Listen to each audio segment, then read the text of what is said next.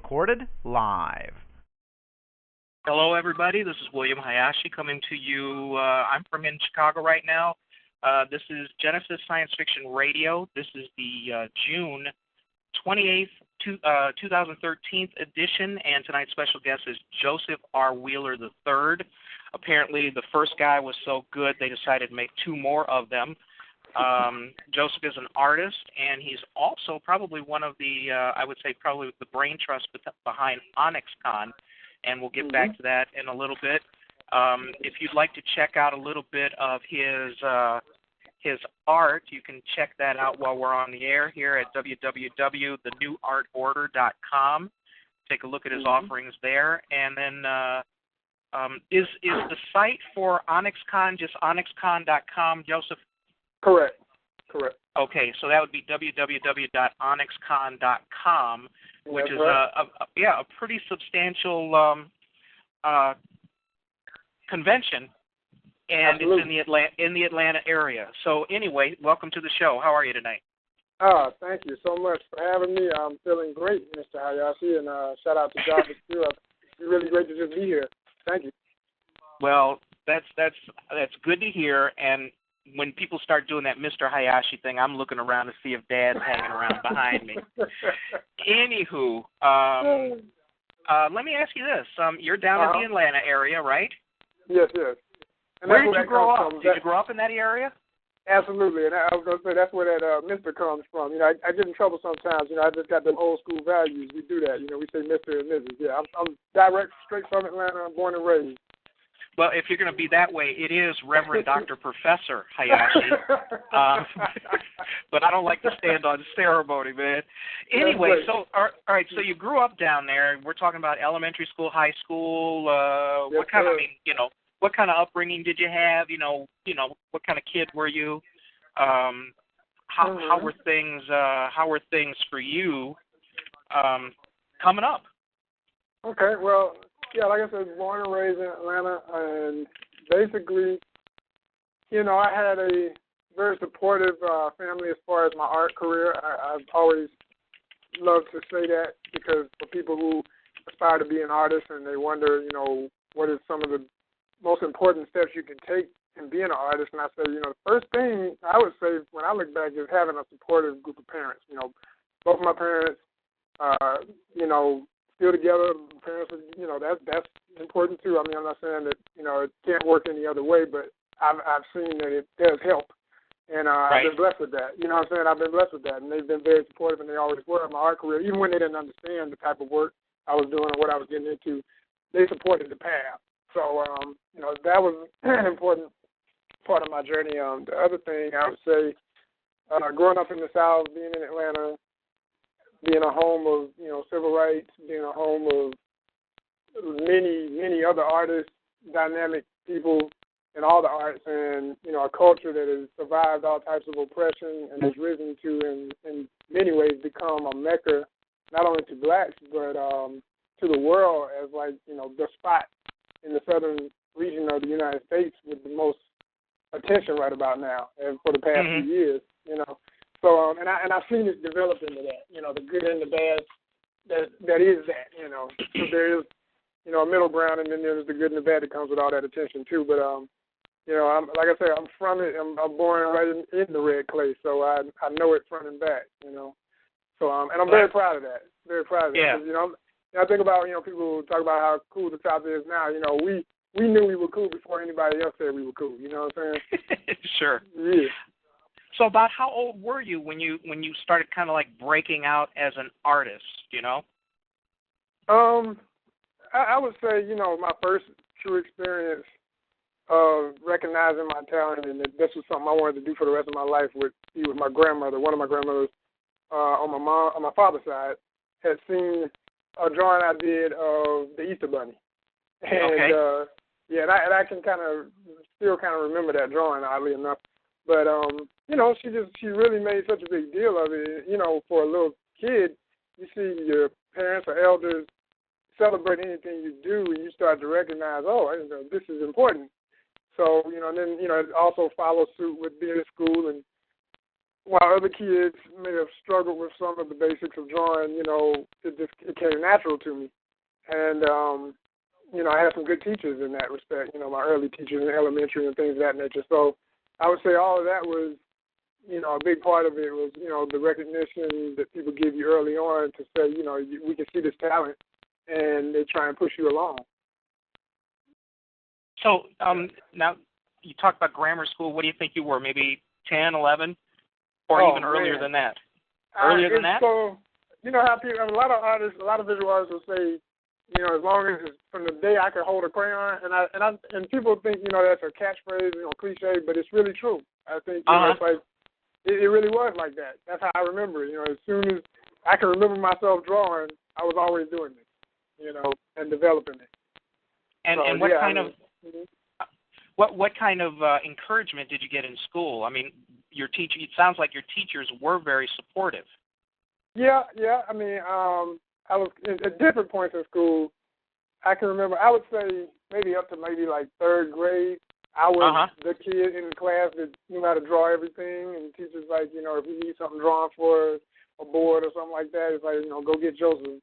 If you need something for a program, go get Joseph, But I can remember in third grade, I had a little competition, and it was good because I remember, it's so funny when I think back about it, he drew more like an architect.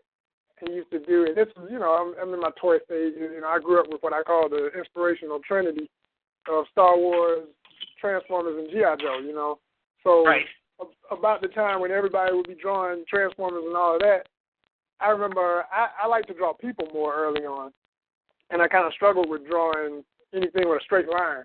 So I can remember we even had me and this kid, we had a competition one day drawing a Transformer or something, and he beat me because he liked to draw straight lines, and I was like, oh dang, gotta get my skills up, So it's like even at an early age, you start realizing things you might want to tweak about your technique and that type of thing, and I improved from there on.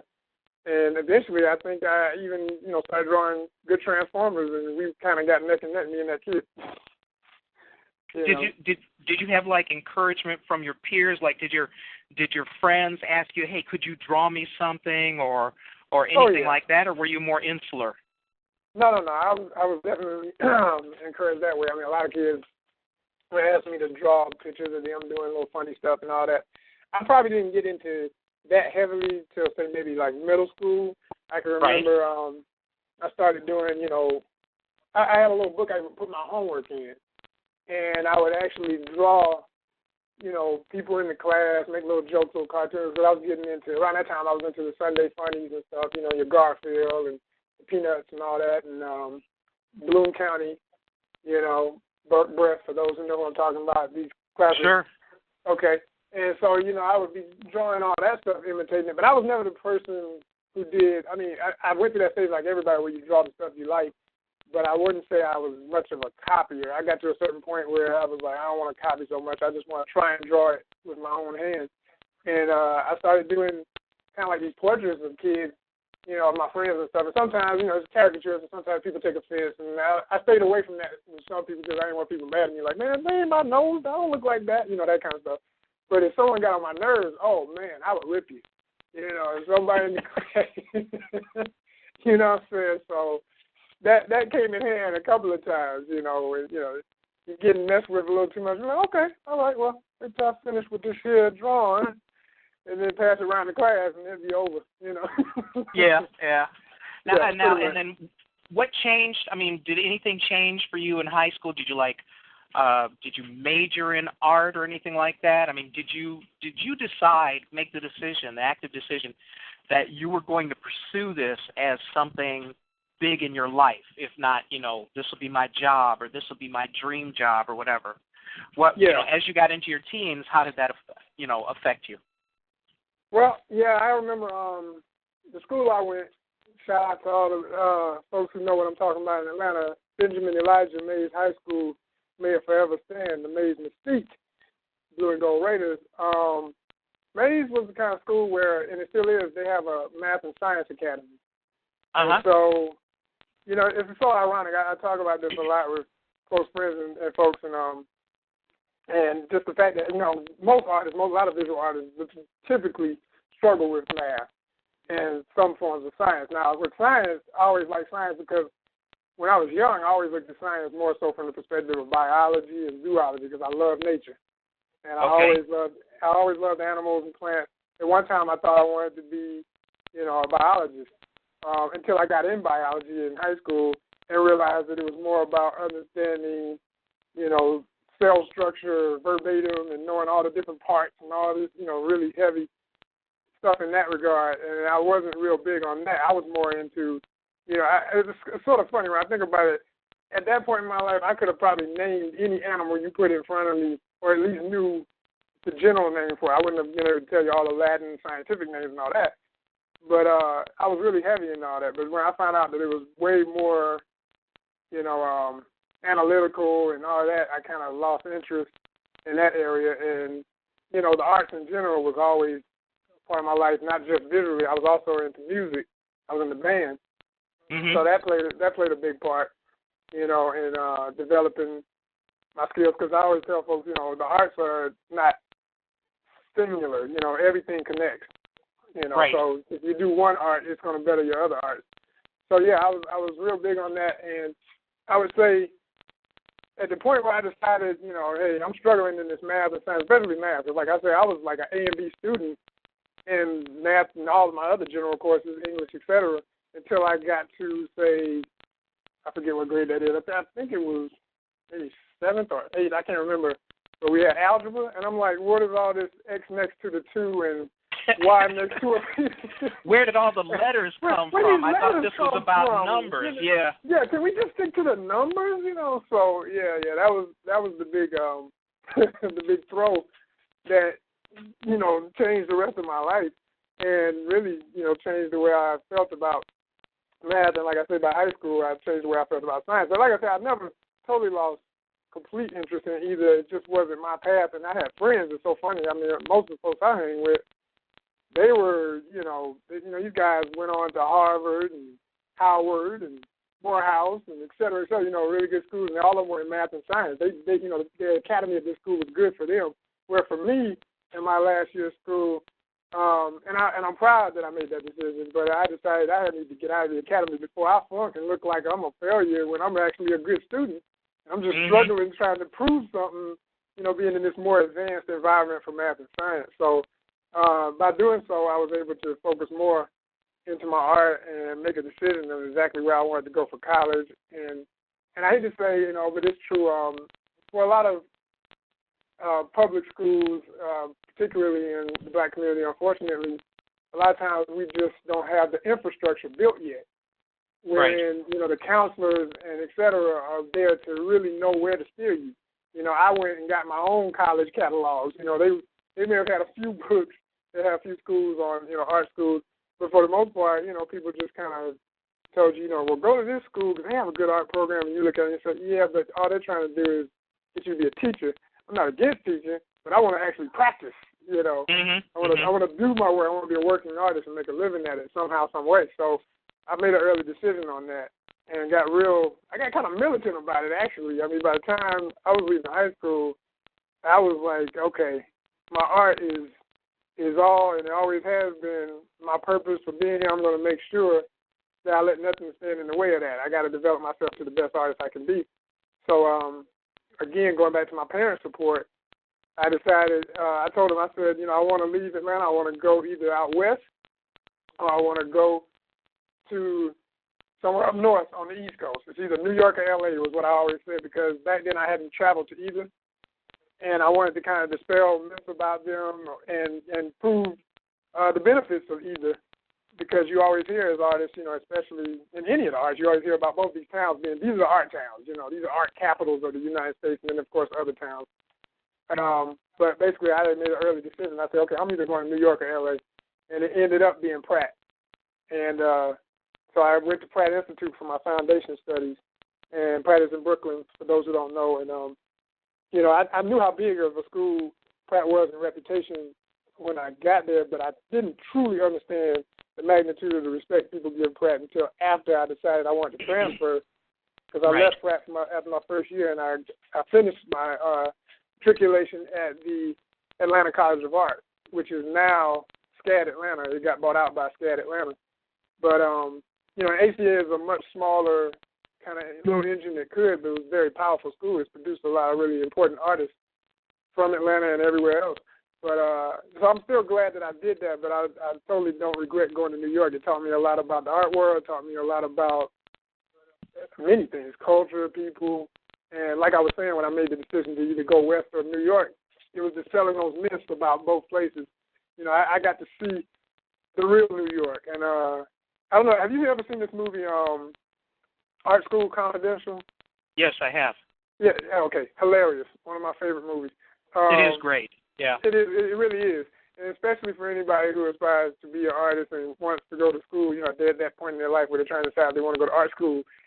That movie to me, I don't know, I haven't studied up on, what the director or the writer wanted to get out of there or who they were referencing for the school, but the greatest joke in that movie was when they showed the catalog picture of the school and it was all pretty and it looks all nice and safe and, just come on and get your education.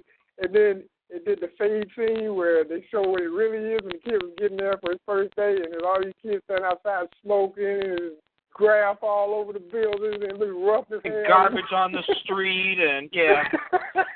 I was like, but that's Pratt. That's Pratt right there, But, not to badmouth Pratt. It's still a great school, but on the real, Pratt is definitely in the heart of the heat. Brooklyn's changed a lot now. No pun intended to all my Brooklyn heads. Brooklyn forever. Whenever folks say New York, I do yell Brooklyn. Got to do that. Got to represent the planet. But yeah. And I like I said, I learned a lot, and I totally don't regret the experience. It taught me a lot about life. It taught me a lot about people. It taught me a lot about the art world. So by the time I got back to Atlanta, like I said, I dispelled the myths. I knew what the higher echelons of the art world can be like in fine art. I've been to a few dinner parties with important artists and seen how that world works and all that, and been to some of these fancy galleries where I may have hated the art, but I had to do a report on it in class. All of that type of thing. So it was a good experience. Well, it sounds like you had a very well-defined idea of where you wanted to go with this.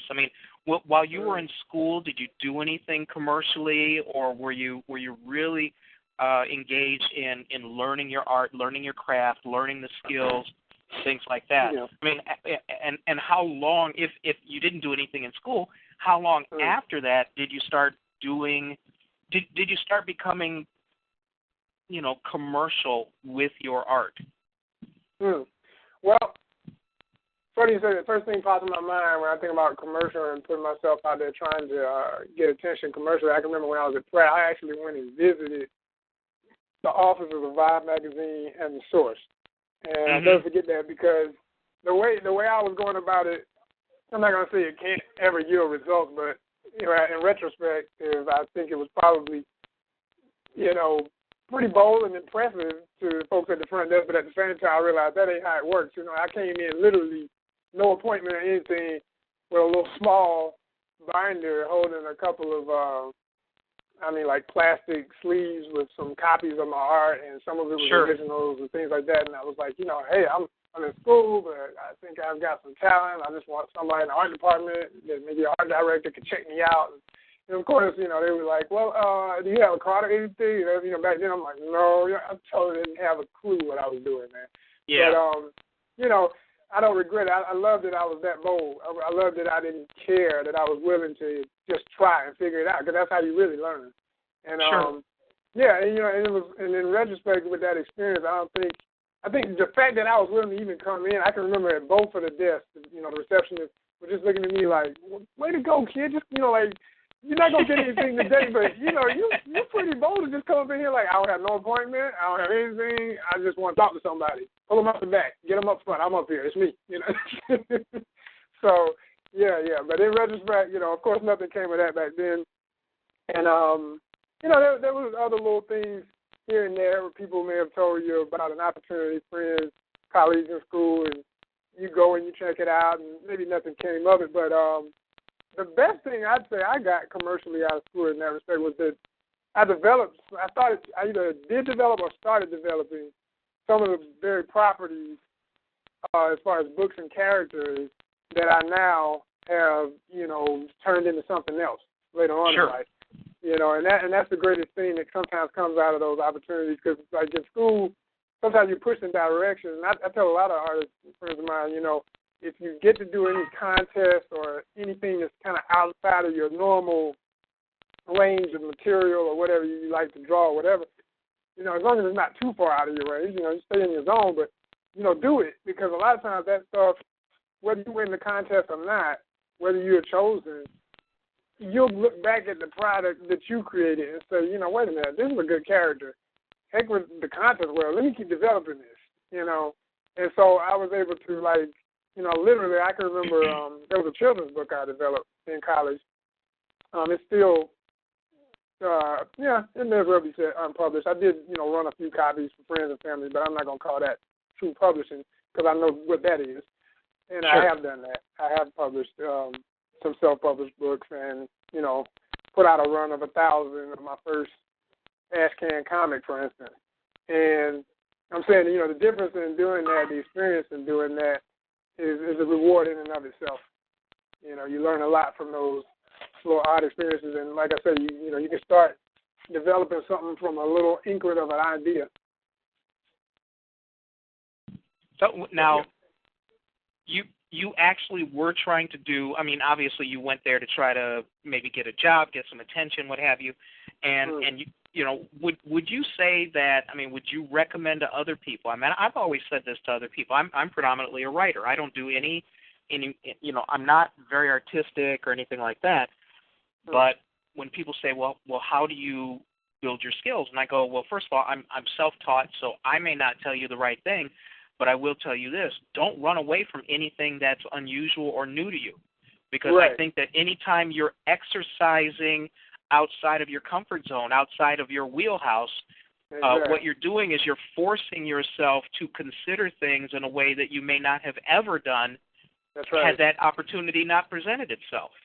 Exactly. And I think a lot of artists get caught up in what the what I like to do syndrome and then don't get away from it, and so they get narrowly tracked and they get locked in, and sometimes they miss out on opportunities because they don't look outside of their comfort zone. Precisely. And it sounds like you discovered, well, okay, somebody may want me to do something here that I've never done this, but obviously somebody wants it, so I'm going to give it a shot because A, I may make some money from it, and B, what the hell, Right, exactly. So, exactly. So, coming back home and finishing at Atlanta College of Art, one of the main things I got out of that experience, like I said, combining it with what I had been through at Pratt, I started to understand a lot more about how the quote-unquote fine art world goes and how, decisions are made of, who can shine, who's not to shine, how galleries are very, very polarized, what's left of them, in this current economy. I can remember galleries in Atlanta that at one time, had works $10,000 and up, and a lot of that system has failed. That day has come and gone.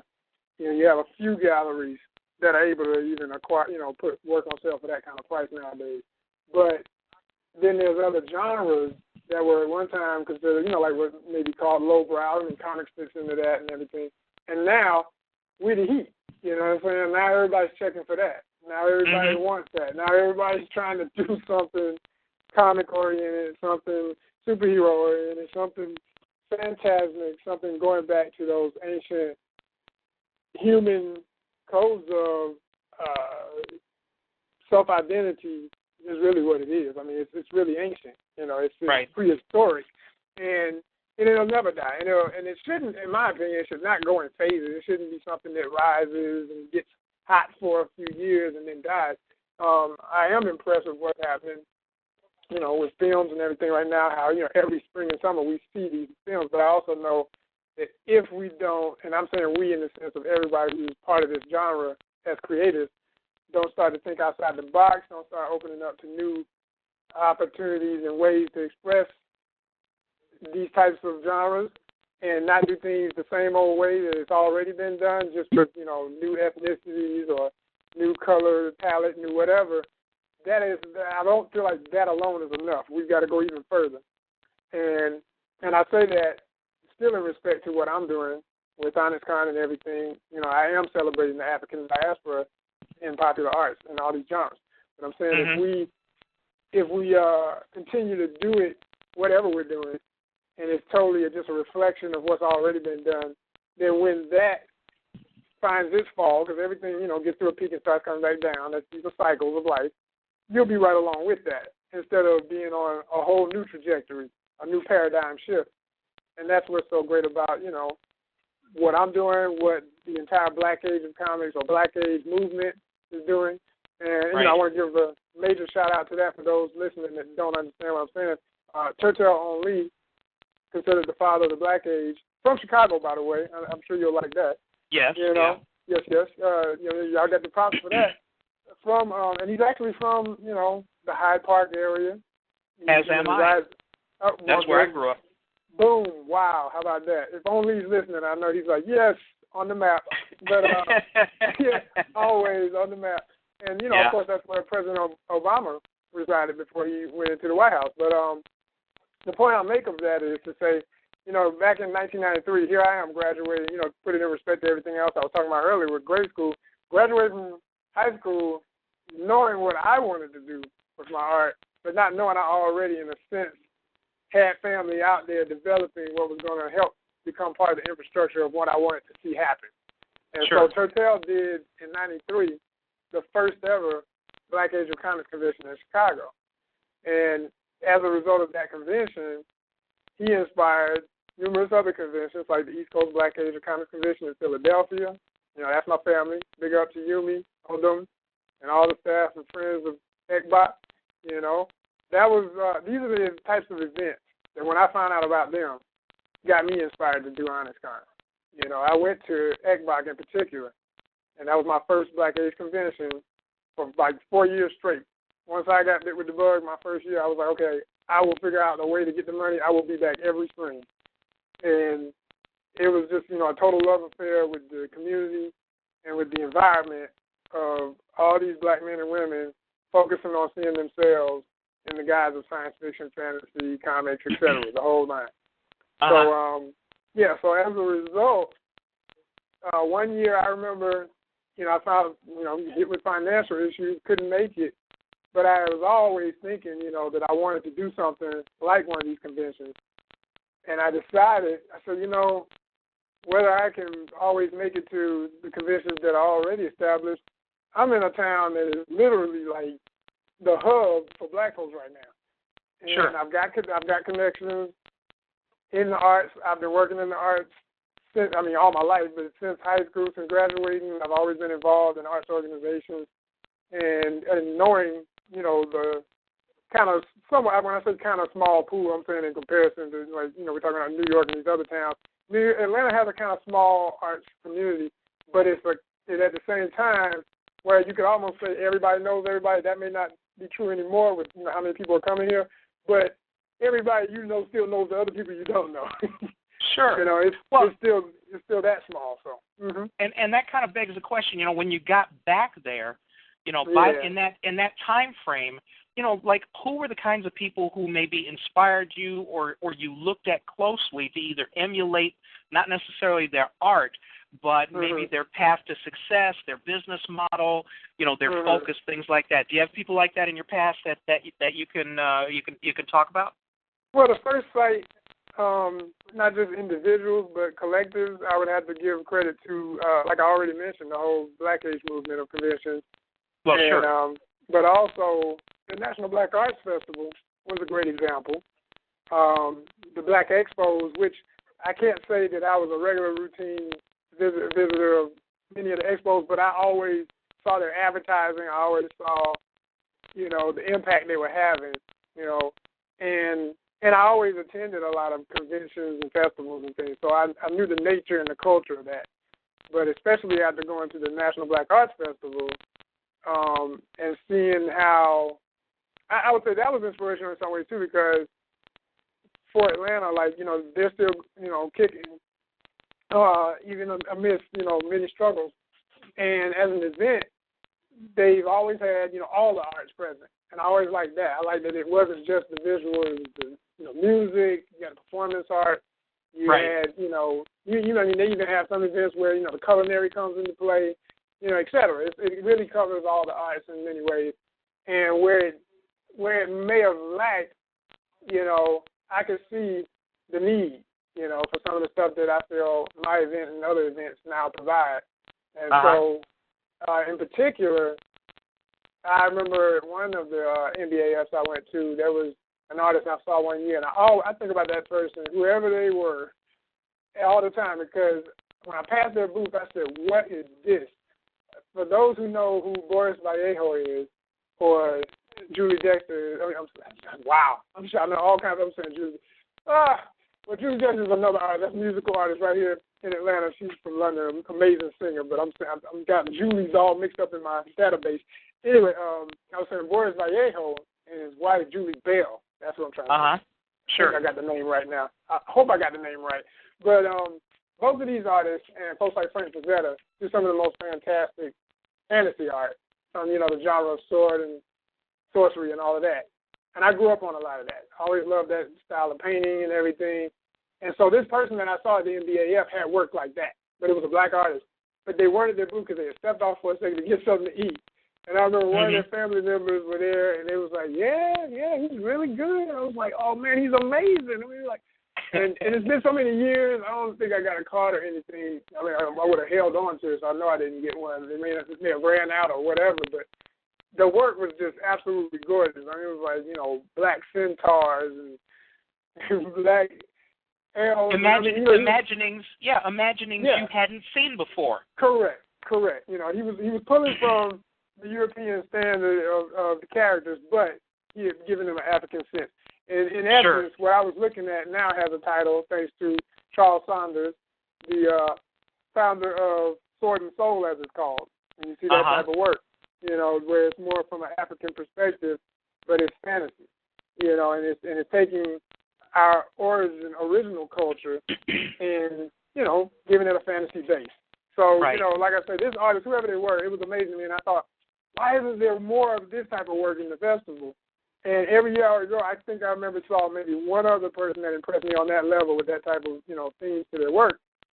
And I said, you know, man, there really needs to be something else like this, because I already know I'm not alone. I've been to school with just, you know, posses of black artists that, you know, this is what we're in, this is what we do, we're unapologetic about it.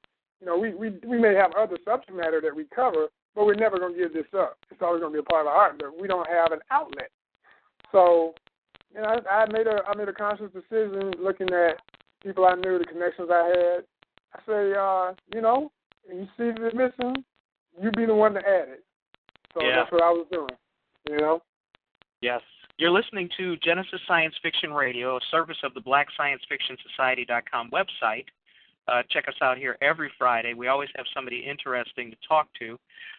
Tonight is the June 28th, 2013 installment, and we're talking with Joseph R. Wheeler, I would say more than a seasoned artist, an artist of note, and also the brain trust between ONYXCON, which is, what month is it usually in Atlanta, Joseph? It will be August, as it always is, and this year it is August 15th. We start with the ONYXCON Institute, and then August 16th and 17th, we have the opening ceremonies on the 16th, and on the 17th, we have the actual event, the convention. Very cool. And for more information, if you want more information about ONYXCON, it's just simply www.onyxcon.com. And you can get the skinny there. Somebody wanted to know what was Boris's full name. Oh, Boris Vallejo. It's Vallejo, and like I was saying, he's a very prolific fantasy artist who was, you know, real inspirational to me when I was younger, and still is. But you know, I was a big fan. Sure. Okay, so we might, you know, obviously since you've kind of blown up the whole art thing and jumped into ONYXCON, What was it? Let's talk about the evolution of ONYXCON. Obviously Absolutely. you saw other people, putting on these kinds of conventions for different creatives. What was it what was the impetus that made you decide that you had a niche that you had to fill?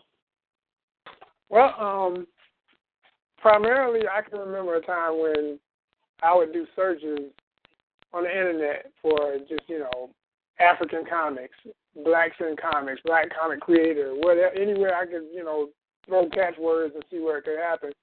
And little to nothing would come up. I mean, other than stuff I was already aware of. I was familiar with, and all that was great to know that had some kind of web presence. But again, it wasn't anywhere near what has happened thanks to the boom of what me and my contemporaries have been doing for the past, I would say, maybe the last 10 years. Yeah, I was going to say at least a decade. Yeah, at least a decade, definitely. But especially in the last 5, it's gotten, a real heat on it. But, so seeing that there was just this incredible lack. And another thing that was pivotal was I have to always give credit. I always tell this story. And I try to make it a little different every time I do interviews because I'm the kind of person when I read interviews, I want every interview to be a little different. So I feel like, well, if you tell me anything I hadn't heard. So for those who haven't heard it or for those who have, sorry, here it is again. But the legend, Mr. Rob Stoll, he's an inker in the comic biz. And if you don't know who Rob Stoll is, look him up. If you don't want to look up, if you want one quick way to look it up, you can go to ONYXCON.com again, ONYXCON.com, and I got a link for Mr. Stoll's page. You can see some of his art and see who I'm talking about. But he did a prolific show by the name of Sequential Art, The Next Step. And this show toured for a decade. When we speak of decades, literally it went all over the nation for 10 years. And one of the towns it stopped in was Macon, Georgia. And it was in the historic and very beautiful and important, and I'm going to give them a bigger shout-out in a minute because I need to, the Tubman Museum. And the Tubman Museum of African American Art and Culture in Macon, Georgia, hosted this show. And so a friend of mine, Kevin Sipp, shout out to Kevin Sipp, very prolific artist, curator, who will also be a part of ONYXCON this year. He's working on a graphic novel. Shout out to Kev. But Kevin Sipp, who used to be curator at Hammond's House Museum, which is literally between Hammond's House Museum and Tubman, these two, if you put stars on the map, they are like two of the biggest, most important black institutions for fine art in the country, if not the world, okay? And I want to make that real clear. But the Tubman did this show, and the curator of the Tubman, who is still active and forever may he stand because he is such a wonderful person, Mr. Jeffrey Bruce. When I went down to see the show, because Kev told me about it, he's like, yo, we got to go see this show. I know you're interested in this. You know my interest in this. We got to see this show. It's all about blacks in comics, man. They're showcasing the original art pieces. It's beautiful. I know it's type of, look at this. He showed me the article in the papers in the AJC. And I'm like, whoa, are you kidding me? Seriously? And the only thing that kept crossing my mind at the time, and I always laugh about this, saying, wow, Macon? They did it in Macon instead of Atlanta? But then, that was me tripping, thinking, oh, man, I got to drive. But let me tell you, I would have made that trip 20 times. It was worth every mile. And it was one of the most beautiful, most important shows of my life because it was at that show that not only did I realize how many blacks were in, quote-unquote, mainstream comics, that worked for Marvel and DC and all of that, but I was also realizing how many had done independent work. And folks like, for instance, Dawood Anyabwile, who did Brotherman Comics, with his brothers in 1990, and that is, of course, a classic. For those who know, if you don't know, get educated. You got to know about Brotherman Comics, Big City in the House. Shout out to Big City. These books were extremely important in the 90s. They broke the mold. They really did change everything in comics and related culture and media because it gave a new face to how it can be done. It gave a cultural identity that had not been approached that from a home perspective. I mean, direct from the source, unapologetic, not trying to make it anything else for anybody. Dawood is from Philly. To me, Brother Man, having, gone to Philadelphia so many times for Eggbach, and I, like to consider Philly like another home, for all my family and friends up there now that I know. I started to, know Philly myself and feel Philly. So when I see his work, I see that place. He captured that. He captured the Black experience in that place. So seeing his work in this show that I'm talking about, again, Rob Stoll did at the Tubman Museum, these are originals on the wall in front of me. This is work that my father handed me.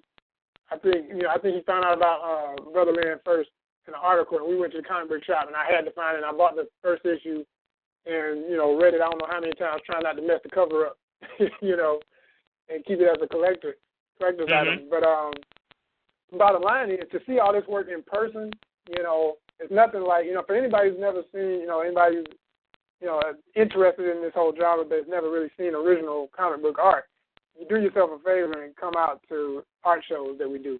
Like I said, ONYXCON, we have an art exhibition that takes place this year, August 16th. We have our opening reception that evening.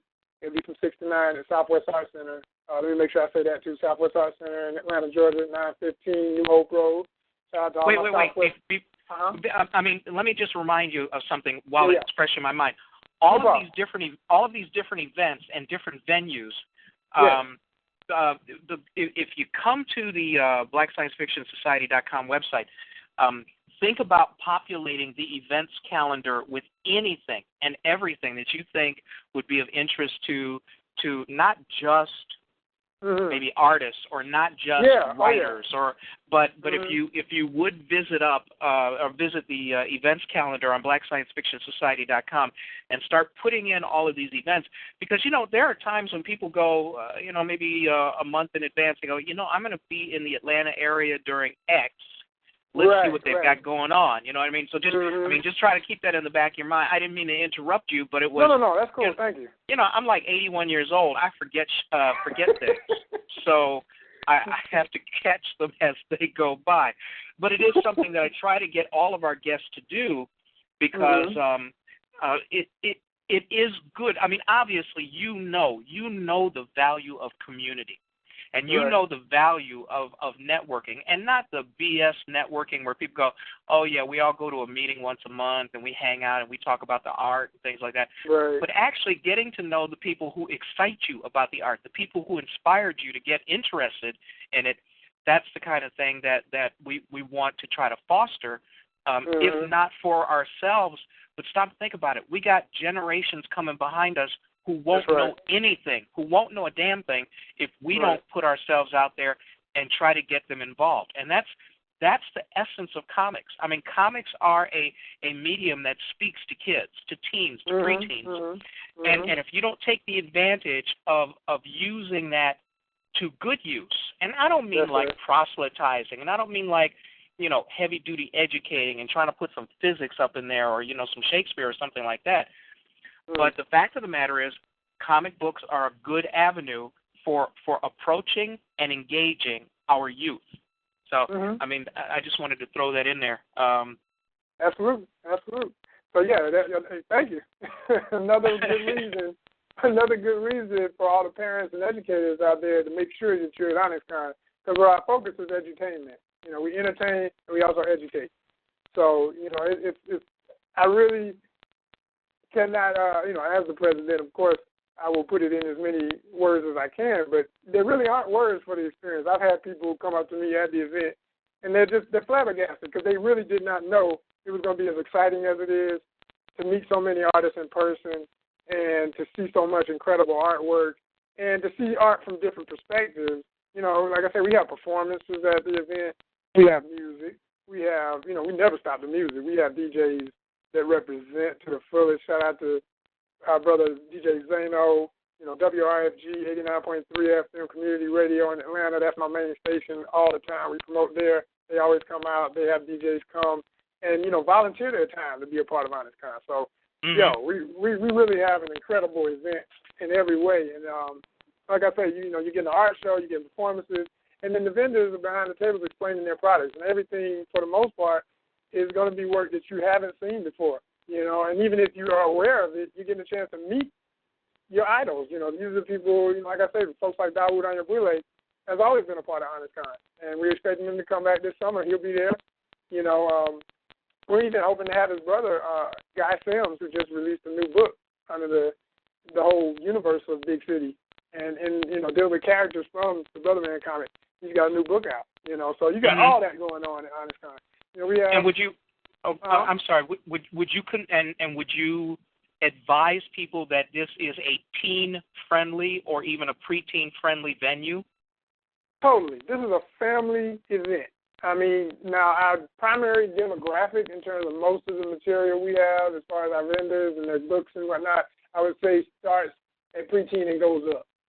Okay. But sure. If you bring, like I'm thinking of photos of people I met at the events. I mean, like last year we had a family that came all the way from, I think they were coming from, it was Virginia or Tennessee. I mean, we've had people come as far as Cali, but they were like so excited. They brought everybody. I mean, it was like baby in the carriage. The baby was cosplaying. Okay, it's that serious. It was beautiful, man. I mean, the baby had on a mask. I was like, y'all are too much. I had to gift them up with some books. That's another thing, we're a very giving event. One of our sponsors, Criminal Records, right here in Atlanta, they always give us books every year, and we give out books and stuff. So you do not want to miss ONYXCON. It's just that plain and simple. It's a family thing for everybody. And you can say, I'm not in the comics. Well, it doesn't matter. We got novelists. We got something for you. I mean, I've had people come and it was like, I had no idea it was going to be like this. I didn't even like comics, but today I bought some just because I want to know what all this is, So it's that kind of event. We're educated. We're putting you in our world. That's great. I mean, now let me ask. Let's kind of flip the page here.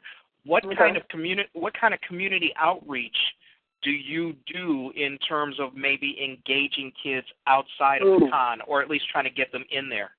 Glad you hit that, because that's something that we plan to do even more going into 2014. I've always been out in the field. I mean, naturally with promoting the event and, putting out flyers, all the basic stuff, but in terms of actually doing events just to speak to the youth. For instance, I've done talks at my alma mater. I was talking about Mays earlier. I've done, I think at this point, probably at least 3, I know 2 talks at Mays, 2 of which were in this year, as a matter of fact. And that was very, touching to me because, it's back where I started, and Mays has been rebuilt, and it's a very beautiful school now. It always was. It's really nice now. And the main thing I was trying to get across to the kids when I went on that trip was, we know the issues we're being faced with our young people, and unfortunately, most of the schools in Atlanta are suffering from what a lot of our schools all over the nation are suffering from. The plague of ignorance and self-identity and importance and understanding your roots, your culture, having a real sense of self and knowing your importance to be young, to have the world ahead of you. But if you've, been through some of the ills of society, the fallout, the poverty, the abuses, run the list. Everybody knows what I mean. You get the results of all the stuff we hear about our youth, that's all the bad talk. And I saw a lot of, that stuff happening with my alma mater at Mays. It was not the Mays. For all of what was bad at Mays when I was there, it was like triple that now. Sure. But they're in this brand new, gorgeous school. And I'm not trying to air the dirty laundry by saying this to anybody in Atlanta that may be saying, oh, man, why you got to tell them about all that? No, I'm talking to everything in the nation. I'm talking to what's going on in Chicago. I'm talking to what's going on in Philly. I'm talking to everybody in L.A. I'm talking to my whole family, wherever you at, and whatever you are, black, white, et cetera. We all in this together. We're all dealing with this fallout, and we have to get our young folk back. We have to realize they never really left. They're born into something that's just like an ongoing mess, And we have, I feel, a responsibility, especially creators, through the ONYXCON Institute. What I try and do, I leave. It's a very hard position, being a president of an event. I try to tell people that, I get all kinds of vendors. I get people who want to put out books based on their experience and coming from an honest place. And sometimes the art may be suffering. Sometimes the content itself is suffering. Sometimes the purpose of a story is just too shallow. And, when me and my committee for the vendors sit down and had to go over everything, we had to sometimes reject people. But we create what we call, instead of rejection, we call it a projection letter. Because we want you to project that you're going to come back with a better product. You're going to come back and understand that certain elements of whatever you're doing need to be better, before you can sit at ONYXCON. We're trying to raise the bar of what we're doing. Well, absolutely, and that's a huge problem because I hate to say it, a lot of people figure, well, just because I'm black and just because I did it, I deserve to be someplace. Yeah, like you know how hard it is for us already. Just give me a chance, just cause. I know, and that's got to be very difficult for you to go through that weeding process. I run into it when like I'm a judge at a film festival, or I have to pre-screen films for a film festival, and you know how much effort somebody put into something, but their chops may not be up to it. And nobody likes to have to reject somebody. I mean, I don't care. Right. I mean, you have to be kind of a sick personality anyway to take pleasure in hurting other people like that. Mm-hmm. But sometimes you have, like you said, you have to let them know. And putting that positive spin, calling it a projection qualification rather than a rejection, gives them, and I would hope you also give out the critique necessary to say, okay, here's where we thought that this could have been better, and if somebody's ego can handle that, and a lot of people cannot. Right. I mean, just being honest, but if somebody's ego can handle that is some of the best, kind of enthusiasm that you can throw their way to say, we like what you have. We like it enough that we want it to be just a little bit better so that we could get it in there. And that alone, that kind of encouragement can be the difference between somebody actually pursuing their art and somebody going, well, I guess this job at Subway isn't so, well, no, I'm sorry, that's the wrong race. I guess this job at, that was racist of me. I guess this job at McDonald's isn't so bad. But I understand, and I'm glad you brought that part up, because a lot of people will take one rejection and they'll stop, or they'll quit, they'll walk away, and I'm glad that you nurture talent that way. Yeah, we do. We do. Like I said, me and the committee, we look over everything, and we try our best to, keep it focused in that way. And it's been beneficial. I mean, I've had people who, have written me back after, having to do that, and they say, hey, I realize what you're saying.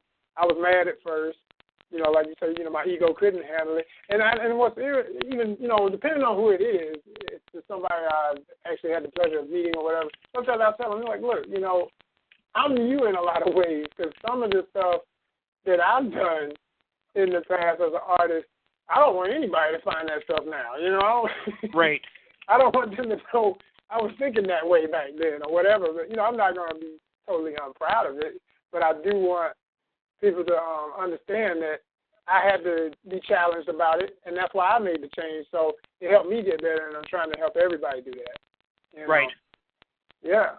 So we give people a lot of chances. And I also want to mention, speaking of these chances, through the Institute, we have a very, very important event coming up on August 15th. And this is really the Institute is kind of our kickoff this year at the Auburn Research Library. And I will put this up on the calendar like you suggested.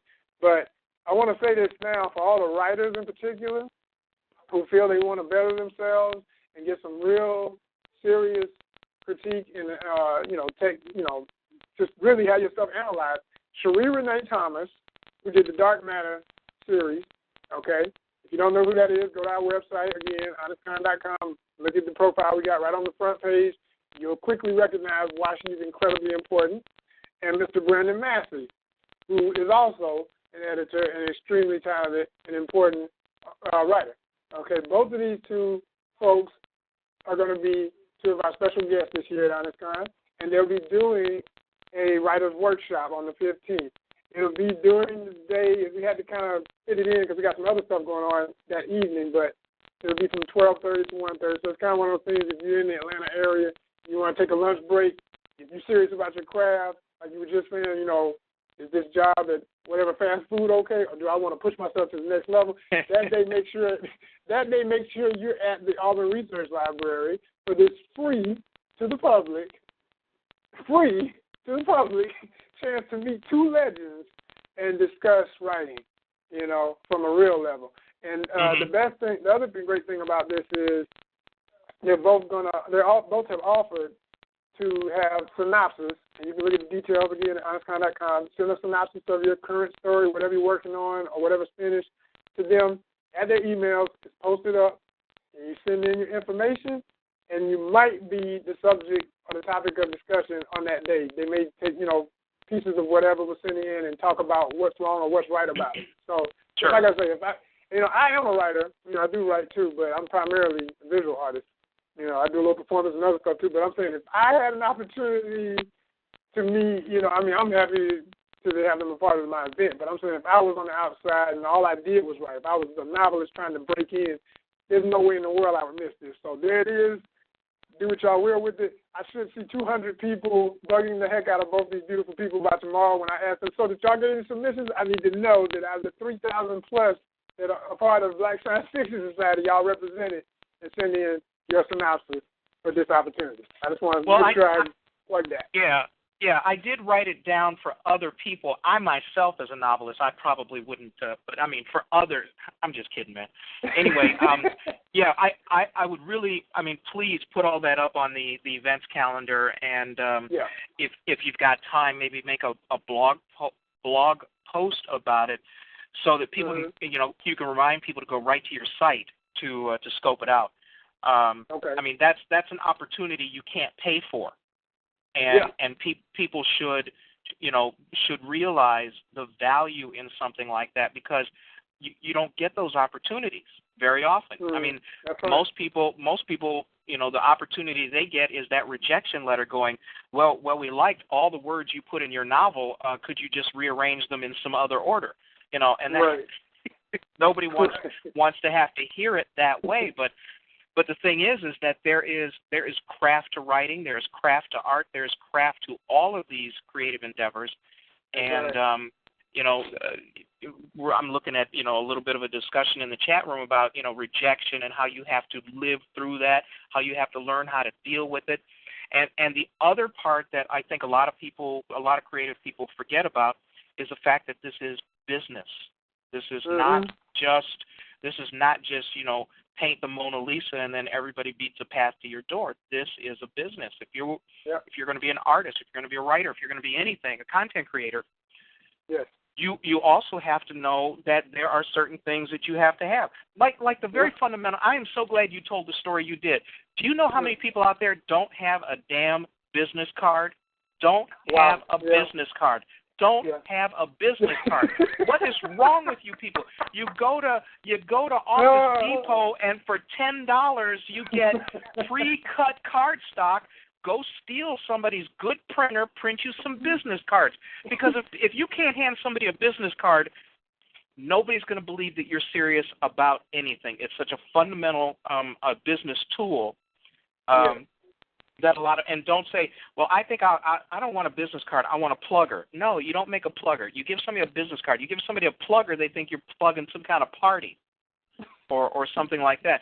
So, it's good that you mention these things. And the other thing is, do you have any panel discussions or anything at ONYXCON coming up about the business of the business? Because Because those are so important. There's so many people. I know authors who come to me and go, "Yeah, I wrote a book about my life, and I want your advice. How do I get that published?" I go, first of all, well, I don't even know you. Are you even interesting? And they go, and they look at me like they're stunned. And I go, well, what's the compelling story in your book if it's about you? You have to get down to the fundamentals. What is it about your art that draws somebody's eye to it? What is it about your comic that your child says, "Oh, I like this. No, I'm not going to trade it because I want to read it again later." And a lot of people don't get to the fundamental bottom line of what it is that they're trying to do. And I respect artistic endeavor. I really do, because there's so much artistic I cannot do. But then on the other hand, if you are going to be an artist for hire, or you're going to be an artist for even art's sake, you still have to know some business fundamentals, because there are Yeah, and then there, I admonish some people. They always go, well, I don't want to do it that way because I'm just keeping it real, and I got my own system. And I go, well, you know what? HarperCollins doesn't want to hear about your system. Okay, HarperCollins doesn't care about your system, about your book, about your life. You have to do, and so the fact that you have, excuse me, the business about doing the business panel discussions is, I think, is tremendous. I think that's a tremendous opportunity. Are those kinds of things, do people have to pay to get into those, or is it registration, or how do you handle that? Yeah. Well, like I was saying with the ONYXCON Institute is on the 15th. That's free and open to the public. We would greatly appreciate if you RSVP. I say it, but I have yet to see people actually do it. It's hilarious to me. I found that maybe probably the most effective way of doing RSVP is one of those emailer type situations where you make it seem like if you don't do this, you won't be able to get in. Right, but, right. Because, you know what I mean? But in my experience, when that's done, it's usually for some over-hyped up party or something like that, which is a whole other culture. So for our purposes, generally, if we put the word out, we do get a good turnout, Uh-huh. And yeah. as long as we, get enough folks there to, and get most of their questions answered, and we tend to have an intimate crowd when it gets to this. I'd love to see us literally have to shut the place down, like fire marshal and all that good. That's great. But in my experience with doing the free parts, anyway, of ONYXCON with the Institute, it's usually just kind of an intimate crowd. But I would greatly, encourage folks, be sure you're there if you can be for that writer's workshop. Again, that would be from like 12:30 to 1:30. And we may run over a little bit, who knows, on that August 15th. And then later on that evening, on the same day, we have from 6 to 9, this will be a panel discussion. We're going to have a talk about the value and creating value of popular arts media as it pertains to the African diaspora. So in other words, if you have a collection of every Brother Man comic that was ever made, all of the 11 issues, I think it was, and they're all in absolute mint condition, what is the future for that? What's the potential for that being an investment? If you're thinking, I want to hold on to these, but I actually have 2 sets of them and I want to put my kids through college with them, we'll be talking about that. We're going to have, and not just comics. We'll be talking about it from the perspective of buying and acquiring original art, which is something I can't stress enough as a visual artist who, strives to sell my own original work, of course, but also I see so many people who are getting into what we're doing. And, I understand it's a long road for many people, some of which who make a decent enough income to have expendable income, and they're spending it on all kind of trash when they could be, getting some original art and investing in something that does not depreciate in value as soon as you roll it off the lot, as they say, with cars, or, you're going to buy a pair of Nikes or whatever that are exclusive edition or something, and in a month or so you got a scratch on them, and then you're going to get another pair. Or what? I mean, it's like, do what you will if that's what you collect.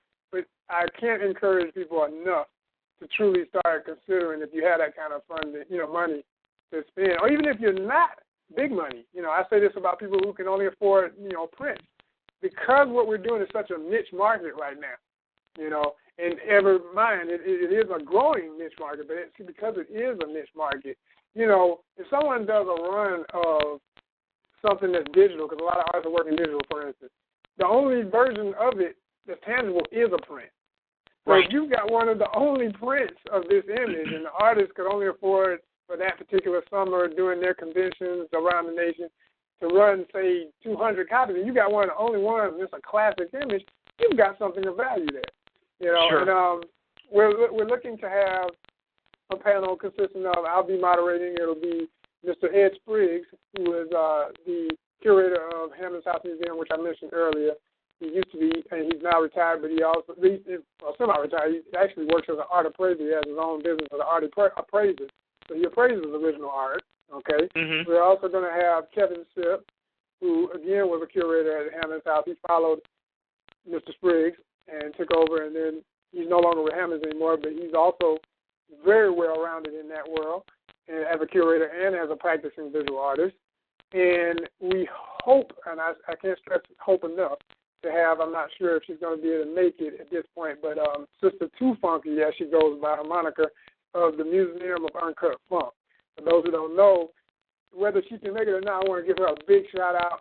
Much love to my sister Too Funky, with the Museum of Uncut Funk, because that museum is incredibly important as a source of educational material. If you haven't seen this site, if you're on your computer right now, look it up, put it in, check it out, because it's amazing. I mean, it's like a huge database of everything from animation, comics, movies, music, etc., of black culture. But in particular, her collection, her actual private collection, she owns, like, sales of the original Jackson 5 cartoons. She owns sales from the original Star Trek cartoon, like with Uhura in it. You feel me? So she's a major collector. She's not playing. She's like got some heavy stuff. I mean, as far as some of her work, I forget the house she's with as far as doing shows, but she's with a gallery house that if you want to acquire some of her work for a show, she's registered. You feel me? So she took, a hobby and turned it into something that can actually yield her some benefit financially. Very cool. Yeah. You're listening to Genesis Science Fiction Radio, a service of the BlackScienceFictionSociety.com website. This is the June 28th, 2013 edition, and we're talking to Joseph R. Wheeler, graphic artist, does a little bit of writing, but more importantly, he is the brain trust behind ONYXCON, which is in August in Atlanta. We will have all of the particulars up on the events calendar, and probably, Joseph, you'll be blogging about some of the notable things that may be coming through that may not get on the website right away. Excuse me. And again, he's got very, very interesting. Well, they've got a writers forum what do you call it? Kind of like a workshop, more like a workshop, right? Workshop. Yeah, a writer's workshop with two extraordinary writers taking the helm there, and it's an opportunity, a free opportunity for you to take your work and have some really good eyes take a look at it. And might I stress that that's only on August 15th. August 16th is free, but on August 17th, do not come to the door saying, I thought it was free. No, we do need some financial contribution. Well, yeah, and you know what? Yeah. Here's the thing. You're going to go ahead and post that up, and people who don't pay attention, too damn bad. Okay? That's all I got to say about it. No, I'm serious, man. I'm tired of trying to have to make do for people who don't pay attention. It's like, oh, man, I thought it was. Right. I said, well, the reason why you thought it was because you didn't read it. So, anyway.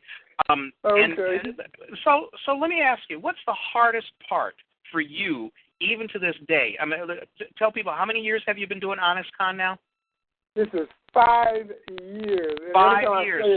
Let me tell you the facial expression I do when I do this. For all my wrestling fans, if you remember my man Booker T when he was with WCW, and when he won 5 titles, he used to do this joke where he just stared at his hand with all his fingers spread out. That's how I feel right about now. You know what I'm saying? 5 years. 5 years, right. Baby. 5. All right. So what is the hardest part about putting this together year after year? Seriously. The hardest part, I would say, is, the fact that when you're dealing with the public, when you're dealing with, as I've been saying throughout this entire interview, building infrastructure, and what that really, when you really understand what that means and understand that when you're already at a loss or at a deficit for infrastructure in certain areas, when you realize that the percentage of blacks who, first of all, even are interested or have endured the criticism, the challenge, the lack of support for being a part of the arts, plural, okay? Right. I saw some statistics that I posted on our ONYXCON on Facebook. If you look us up, by the way, anybody out there, we're out there too. Stop it already. We'll tell everybody where all your stuff is. Tell the story. I can't help it. It's natural. I know. And you know what? And that is an important part about doing the business of business. It really is. You have to let people know exactly where they can find everything they want to find. Yeah, and we're in the world where, like while we're talking, if they got the computer on, there's an ad for this and an ad for that, and there's a video play, and there's a pop-up. So I got to do the same thing with my voice, to try to keep them focused. But, I mean, the main thing is that we there's so few of us who are involved in the arts first and foremost. So when we're trying to establish any grounds in the movie industry, in comics, in anything, there's nothing more important for me than us starting to understand how small our numbers are. And basically, if you're sitting in a room with the who's who of the batch that's trying to build that infrastructure, and you're worried about your ego, or you're worried about maybe you're somebody who's been doing it for many years, and you feel like, it's time for me to stop having to pay dues. I've been done that. It's time for me to just shine, but maybe you, like we were talking about the business element, maybe you never honestly understood that well, okay, and someone else has a slight grasp of it. Because I don't claim to be, a master of anything yet I am gaining mastery. Well, not only that, but you have demonstrated enough persistence. That's the word. That you've had 5 years. Excuse me, 5 years. Every year you have put this on for 5 years, and for those people who don't know or don't understand the logistics of putting something like this on, I mean, just as you can't even sit in one chair and understand it. You have to wear so many hats. There's so much work there.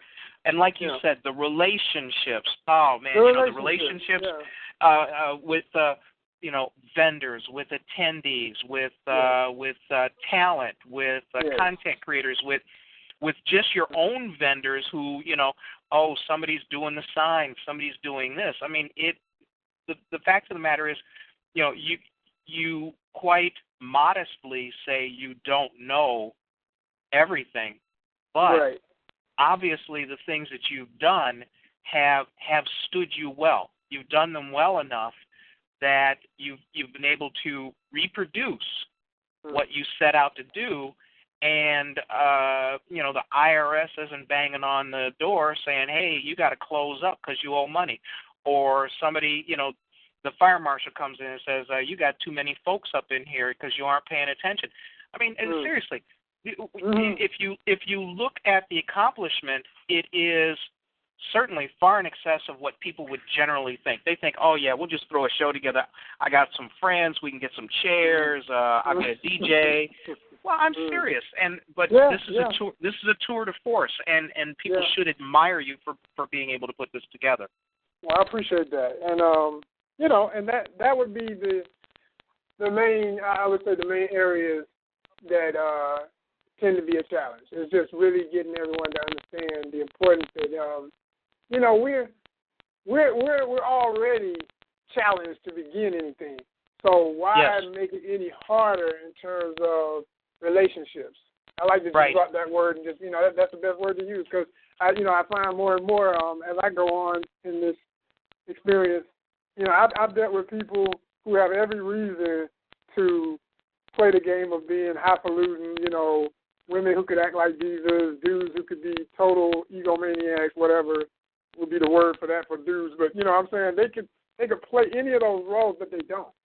I mean, they're more down to earth with all of their growing attention, growing accolades than half of the folks I've dealt with who, have maybe some talent, but don't understand the other half of what it takes to have longevity.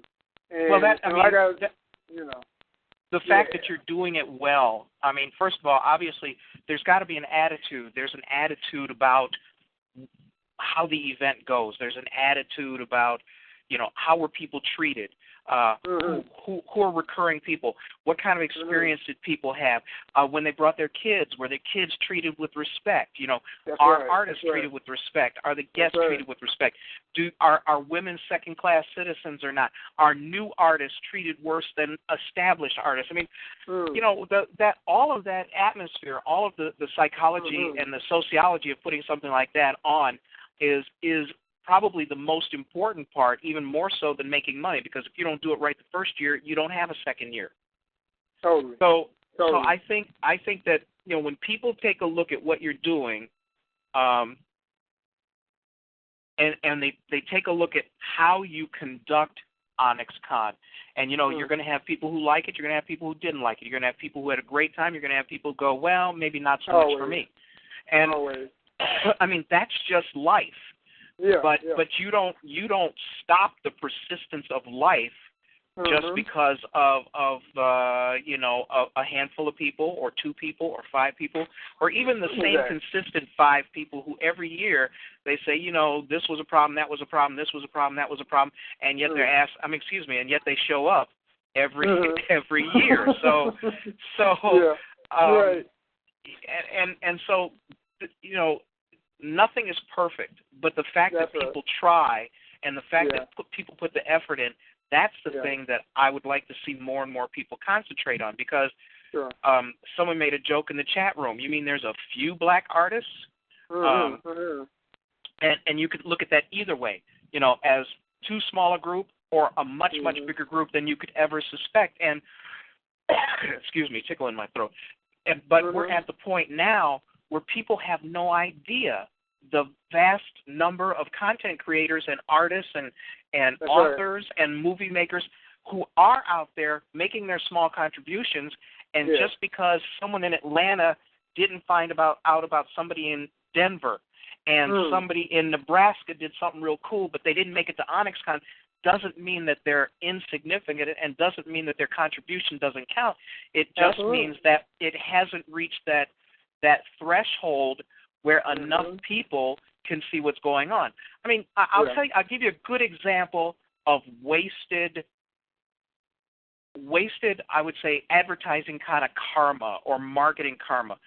That Korean guy, that Korean guy who did that video, Gangnam Style.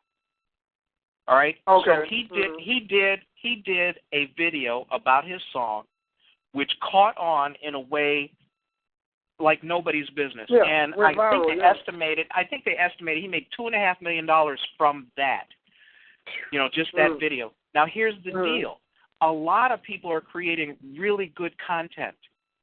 And always the issue is, how can you get that in front of enough people that critical mass can be established in terms of people liking it and passing it along and telling other people about it. And I think that for the most part, for black artists, you know, there are stigmas, there are prejudices, there are lots of things. But the thing is that it's still such a niche kind of community that it doesn't get the play that it deserves. And excuse me, you know, you have your conventions, you have things like that, and the fact that you bring in new people, you know, you encourage lesser artists to become better artists, is giving people exposure that they probably wouldn't get otherwise. And that's a huge thing, and people should pay attention to that. And going to the convention, okay, I want to see my favorite X, Y, or Z that everybody knows about. But the thing is once they get there, there's a pretty good chance that they're going to see A, B, and C that they had never heard of. You know, so it's an opportunity to expose people to artists, to things, to content, to film, book, what have you, that would not otherwise get that kind of notice. And then if they go back and that Revlon commercial, and they tell 2 people, and they tell 2 people, and they tell 2 people. But I'm serious. That's how it works. Because that's how it works. Nobody knew about this South Korean guy who did this song until somebody heard about it. And then once somebody heard about it, then so many millions of people heard about it. He has the nerve to get on stage with MC Hammer. Of course, Hammer's gone back to church. But you see what I'm saying? Okay, yeah. So the value in ONYXCON is, yes, it draws people together and draws artists together, so you can see a lot of things that you would never, ever see otherwise. If somebody in Nebraska comes to ONYXCON, they're going to see so many things that they've never, ever, and never would see in Nebraska.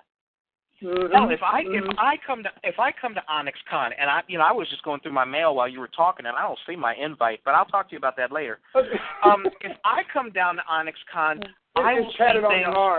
We chatted on there. Yeah. Okay. All right.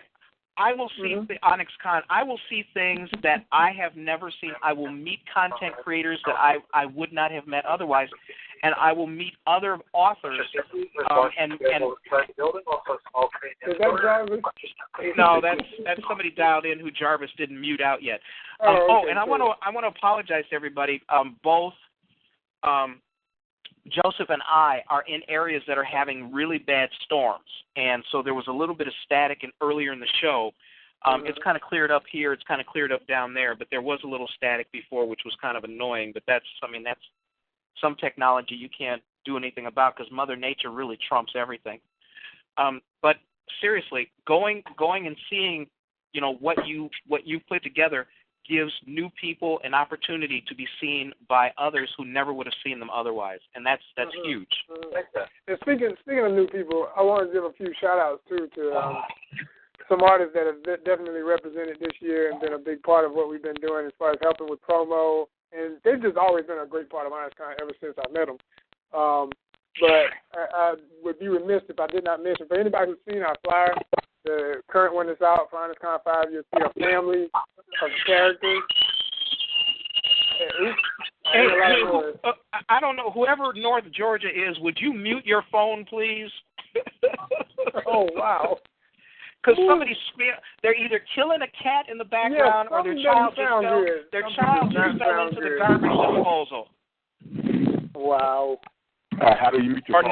Or non-member, yeah. I'm sorry, not North Georgia, non-member. But the thing is go ahead. Continue what you were saying. I'm sorry. Excuse me, how do you mute your phone? What? How do you mute your phone? Well, what phone are you on? I'm on a digital phone. Are you on a cell phone? Yes. Just hit your mute button. Cool, thanks. Anyway, go ahead. Continue what you were saying, Joseph. No, I just wanted to give some acknowledgement to a few of our artists that have been a big part of our promos this year. And this goes all the way back to an event we did in February. We did something in February called ONYXCON Sankofa. And Sankofa is a celebration of knowing your past so that you can move forward into your future. Okay, and cool. And that's a symbol from the Akon of Ghana, by the way, for anybody who wants to research that further and know some more. But basically, we did an event back when, and it turned out great. It's like a smaller mini version of ONYXCON. And, it's highly successful, beautiful turnout and everything. But two artists put in some great work on our flyers, and that was brother by the name of Chris Miller. And his company is Chris Crazy House. And you can look up chriscrazyhouse.com. He does animation and comics. And also I've spoken with him in the past. Great. Yes. Great, that's what's up. Great. And also Mace, M-A-S-E, is actually James Mason. He goes by Mace, M-A-S-E. Phenomenal work, and both of them did a great job. I want to shout them out. And we also have a little. I'll just give y'all a sneak peek verbally that we're about to drop a new bomb, another flyer. And I want to give a shout out to my man M. Stephen Harris, who worked on that, and Chris is on the colors. So that's all I'm going to say. Anybody who knows what that means, that's going to be ridiculous. If you don't know who M. Stephen Harris is, look up Brotherhood of the Fringe. That's his personal book, his self-published book. He also works on some projects, other independent projects, and also has done work recently on the new Voltron book. And he's got history with DC. He's done stuff for a book called, he was the prime artist on a book back when in the 90s called Aztec. So, if you don't know who M. Stephen Harris is, do know who he is now. Shout out to my people. Yes. Now, for you, you mentioned that you've done a little bit of writing, or you had done writing. Has anything in that area outside of the graphic arts area been published? Well, yeah. My main character is Brother Yams, and that's Y-A-M-Z. And Yams is a story of, it's a futuristic story of an intellectual warrior. He's basically a spirit, and he manifests as a wrestler. He does traditional African martial arts and also lucha libre. So he kind of first appears in the story in the ring, so to speak, of pro wrestling and all that, and the story progresses from there. I've been working, naturally, thanks to dealing with ONYXCON, I've kind of put this on the back burner, pulled it back to the front of the stove, and pushed it back again many times.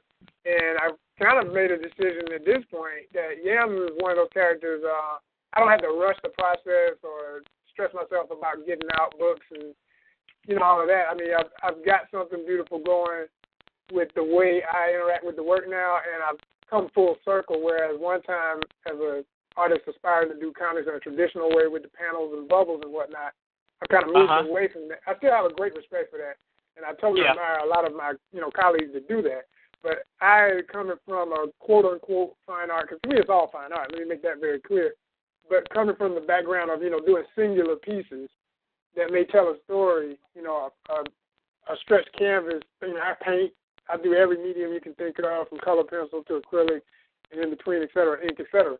So, I approach my work from that standpoint of the freedom of, no dimensions, not considering, the final, having to go on the computer and tweak it to a certain size. I do all that stuff after. That's, if I decide to put something in print in a book form, that's my last worry. So giving myself that true, honest approach to my work has been quite beneficial, and I'm, now thinking that in the future I will still publish a true graphic novel for Yams, but I have put out my first issue of the book in the form of Brother Yams #1. It actually is still available if you look at Indie Planet, INDYplanet.com. If you look up Brother Yams, BRUTHAYAMZ, you'll see it's still out there. And I would strongly encourage folks to, get that as soon as possible, because I've been thinking of pulling it to keep it at a limited run and then eventually release, what will be the kind of manifesto of what Yams is about and his whole universe. Okay. Somebody wants to know, have you done any comics where you have black female, center characters or central characters? Well, I have done. I mean, a lot of my characters are ladies, and I have, and I definitely, I'm a married man. I'm proud to say that because, and I want to say this too, for the fellas out there who are aspiring artists, if you are in a committed relationship, or if you are married, do consider your wife's perspective. I mean, my wife is a part of ONYXCON. She's my logistics advisor. My lovely wife, Mrs. Yabo Shabazz, she's also a prominent artist in her own regard. I must say that, for those not aware. But, when you have a companion that can give you the advice of the other perspective, it is very important because a lot of artists who are doing comics and everything, this stuff is sexist with all hell. Let's just say it like that. It really is. A good majority of it is. And you don't really come into those shoes, and at least it was that way for me, until, you're in a committed relationship. And you start to realize, a lot of the issues you may have from growing up on perspectives of other folks who didn't have those challenges in their life. And I feel it's obvious. It shows in the work when a man, and I'm speaking, to the hetero population, no pun intended to anyone of any other perspective, but I'm just saying that's mine. So I'm just saying, when you have that kind of companionship and you got somebody to bounce stuff off of, if I bring a piece to my wife and say, what do you think of this character? You're like, well, first of all, why would any woman go to fight a dragon with half of her boobs out? And it's like, well, exactly, with no armor. It's just basic. It's right, no armor, wearing a dang leotard. I mean, it goes on and on and on for the ridiculousness. And then a lot of this stuff has become tradition. And I have a long equation that I like to use about why people have come up with all this, but I won't get into the long version. I'll just say that, these traditions have been set up by other people.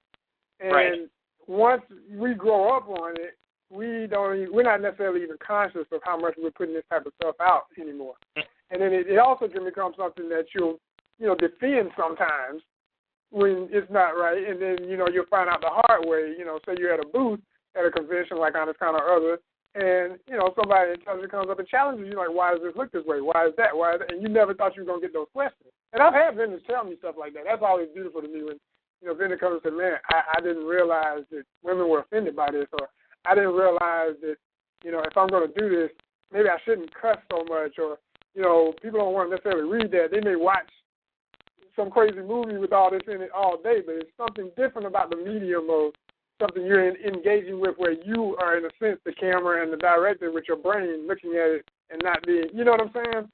Well, yeah, I mean, how many people are going to run into Will Smith and say what they think about a movie, or, Lawrence Fishburne or anybody else, or and those are just actors. let alone the creators. You know, how many times are you going to run into, how many times would you have seen the Melvin Van Peebles and would have said, you know, how come, you know, or whatever. Like this. Right, exactly. But the thing is, you know, a convention like ONYXCON does give you the opportunity, you know, to run into people like that. And to be very honest with you, let's be honest. I mean, a lot of this content, especially comic book content, is still pretty stereotypical, and it's not always flattering or realistic in its treatment of men or women. Exactly. And some people think, well, I'm creating a separate reality, a creative universe where things are different. Yeah, but you know what? If you annoy or you piss off your customer, who are you serving? You know, again, and people don't understand that is such a fundamental part about the business of doing business. Back to the business. You know, and I've had people tell me, well, you know, I write just for me. I write what I want to see. I write what's important to me. I write it from my perspective. And I go, yeah, okay, that's fine. But do you have an audience who you want to appreciate what you have? Do you have an audience who you want to spend money on what you've spent time and effort putting together? You know, what is this? Is this just to uplift you? Are you just writing this for yourself? And they go, well, you know, I just write for myself and then I put it out there and people can like it or not. I said, well, why don't you just go write a diary, okay? Just write your diary and then don't bother the rest of us, okay? Oh. I know. I'm not. I apologize. You're listening to Genesis Science Fiction Radio, a service of the BlackScienceFictionSociety.com website. And please, all of these shows, even if you miss a show, are podcasts. They're available for re-listening, at least going back as far as I was invited to be a part of this. And get your friends involved. Try to get people to come and listen because, you know, you get to run into people who do some pretty extraordinary things. I mean, to put on a conference like this or a convention of this magnitude and to do it for 5 years in a row and to do it someplace like Atlanta is a pretty extraordinary endeavor that has obviously done well.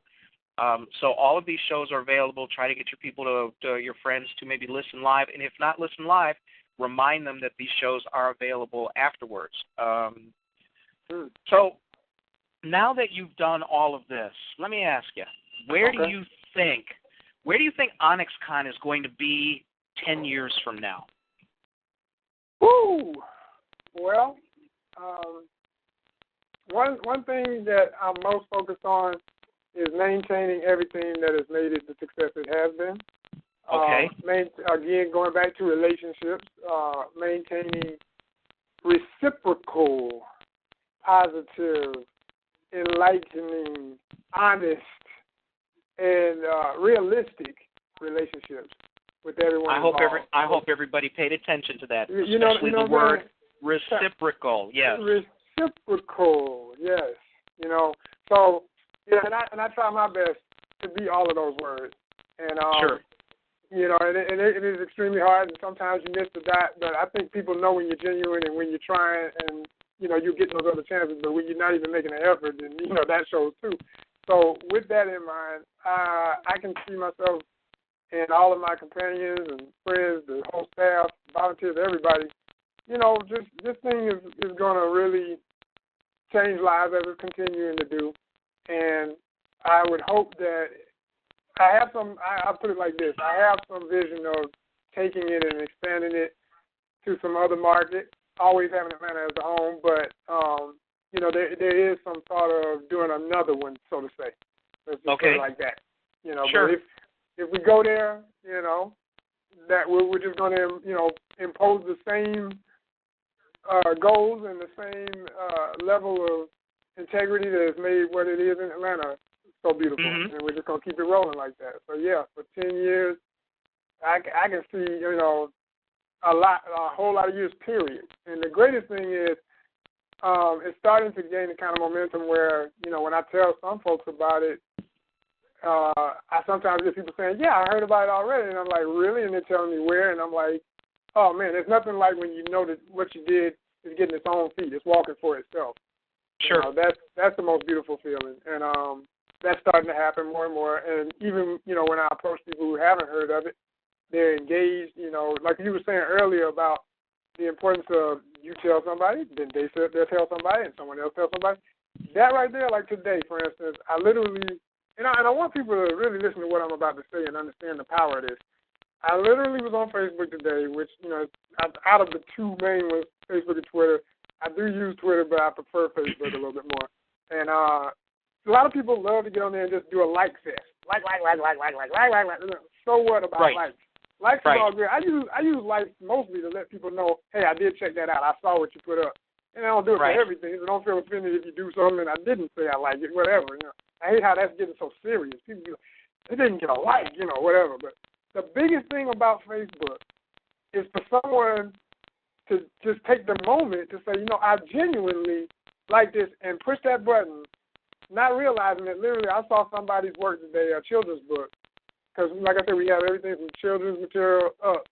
Most of our audience is still, preteen or whatever. But this is a really, really cute, really positive, directed at African-American or the African diaspora market in particular, children's book. And I saw it and I said, one of my friends had liked it, and I said, what is that? And literally just that one thing led me to writing this person and telling them, I would like for you to be an ONYXCON. Would you be interested in vending an ONYXCON? Here's our price. Here's what it is. And the guy was more than honored, wrote me back immediately. As a matter of fact, I got the email right before I went on with you guys tonight. And I was just so excited and smiling and thinking, this is what we do. This is what we should be doing. And don't take for granted the likes you bestow with those enter buttons or return buttons. When you push that button, you never know. I mean, literally, this person I'm speaking of may end up at ONYXCON because of that friend of mine liking that. We need to pat each other on the back is my biggest point here. We need to really encourage each other when we see stuff we truly like and not get so busy into arguments about political stuff and all the ugly parts of life and stuff that may be going wrong. Focus on what's positive out there. If you find yourself way too engaged in some argument or some silliness in these social media platforms, if you just can't help yourself, balance off the rest of your day liking and telling people about a good story and something that they need to be knowing about, because that's where things are going to grow from. And literally, a lot of the people who have been a part of ONYXCON, I met online through positive exchanges like what I'm describing. All right, so, possibly replicating the model elsewhere, growing, expanding. It would be great if, what's that thing they do in San Diego? If you got that big? That thing, like you said, just that thing. No.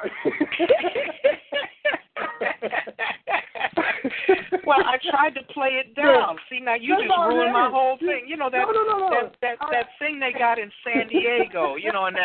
That I forget what they call it, but a lot of people seem to go to that. Yeah, a lot of people seem to go to that. And it's funny, they asked me about this other thing here too. A lot of people, start talking about these, these mythical reptiles and stuff, and they do a convention for them. So folks know what I'm saying. And they try to mix up my thing when I tell them about it sometimes. I say, have you heard of ONYXCON? They're like, are you talking about that one downtown? No. We are at the Southwest Arts Center. Like, I've never heard of that. Well, you need to try it out, And so the biggest, I want to say, too, no pun intended to any other event, because on the real, I've been to that other one you were mentioning. I've been to the other one I just mentioned. I've been to a lot of these conventions, and all of them have been influential. They really have. I've met a lot of great people. They're all great opportunities to network and build whatever you're doing. So I have nothing against the quote-unquote mainstream. But the bottom line is there are other streams and there are other ways to engage with your audience. If you're a creator and you're looking to produce a product that appeals to the African diaspora, I often ask, I will say it's hard for me to understand, having been, like I say, I'm experienced. I've been to these events. I know the cost of their tables. I know the total benefit I'm giving my vendors to have the price on our tables that we have. Somebody asked that, by the way. Somebody did ask that in the chat room. Yeah. No problem. Well, our tables are $150. So, I mean, you know, somebody just fell out their chair. They know what time it is. Like, really? You know, and somebody else said, well, I think I'll still go to that thing out there in Cali, and my ticket's going to cost me $500, you know. But anyway, the point is, I've been to these events, and I know what the environment is. I know what the primary focus demographic is. And point blank, the focus isn't necessarily us, okay? And I don't mean that to say, not. I mean, you know, but hey. Yeah, you're absolutely right. But one of the things that I'm hoping kind of builds critical mass for ONYXCON is that I would like to see as much of a commercial, I don't want to say taint, but at least a commercial focus. You know, you go out to San Diego and you've got Apple rolling out products there, you know, and my point is not that you want to replicate. Wait. I don't want you to replicate that model, but there are so many black content creators that could take this opportunity because you know it's a FUBU environment. It's for us by us, and they could go ahead. And I don't mean like the clothes or anything, but for us by us. Just what it means. And they could take that opportunity, and this could become just as much a commercially driven and successfully commercial driven affair if people would think in terms of how do I get maximum exposure for people who look like us. Okay, right. and that's well, something we're in the that best place for that. Yeah, we're in the best absolutely. place. One of the best times ever for that. As they say, best of times, worst of times. I mean, we know what it is with the economy. We hear that all day, and I mean, it is a reality. But the bottom line is we're in a time where, thanks to the technology and all the other things we have at our fingertips, if we can get a hold of it or have anyone with access to it, you can get an audience and you can produce, most importantly, a product, and not necessarily through print on demand, for instance, not have to go and spend money and have boxes sitting around in your house wondering, when am I going to ever get rid of these books? My wife is going to get rid of me because she's sick of looking at these boxes. I can't sell these books quick enough. You know, you got print on demand. You got, like I say, all the social media that we all use.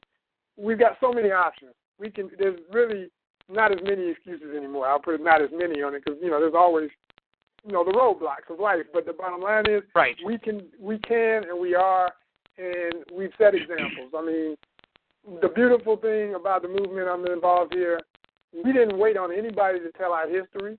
You know, thanks to books like Black Comics, COMIX, that features like 50-plus artists in it, myself included, talks about ONYXCON, talks about all the other events that I mentioned before, all the other conventions.